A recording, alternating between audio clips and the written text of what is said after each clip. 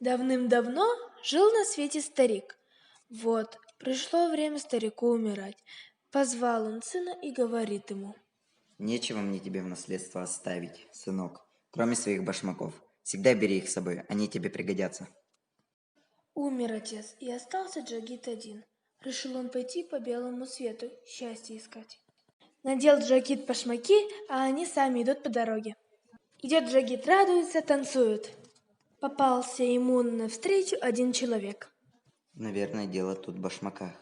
Продай мне эти башмаки, я тебе за них мешок золота дам. Идет. Сказал Джагит и продал ему башмаки.